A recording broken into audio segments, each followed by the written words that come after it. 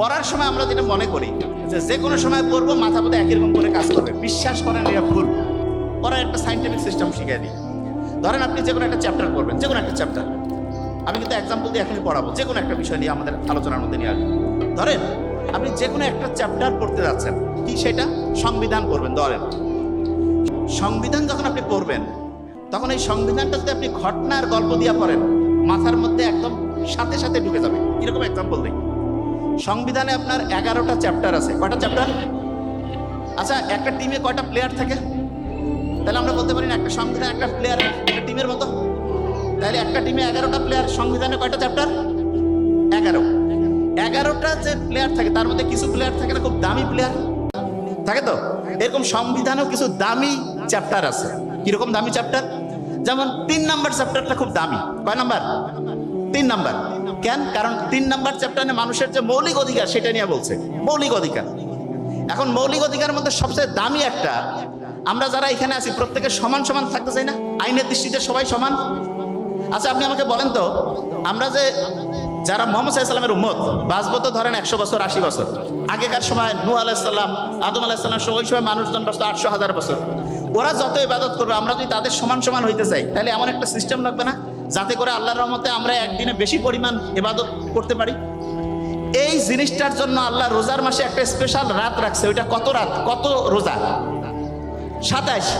আপনি সংবিধান খুলেন, দেখবেন যে আইনের দৃষ্টিতে সবাই সমান। এটা 27 নম্বরে আছে।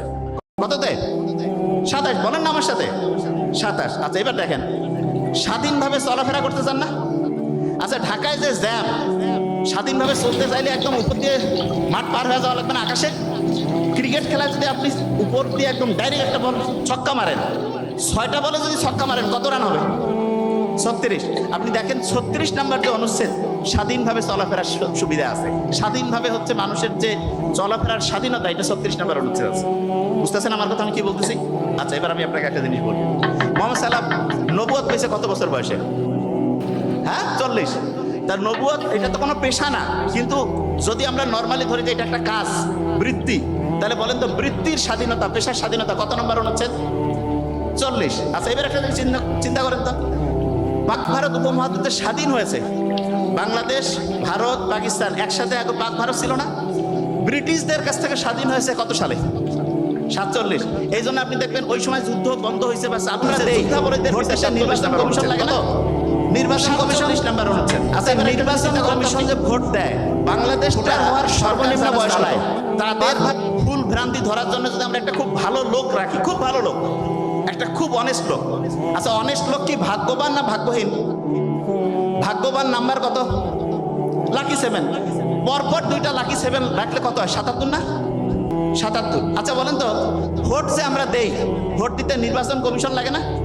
নির্বাচন কমিশন, আচ্ছা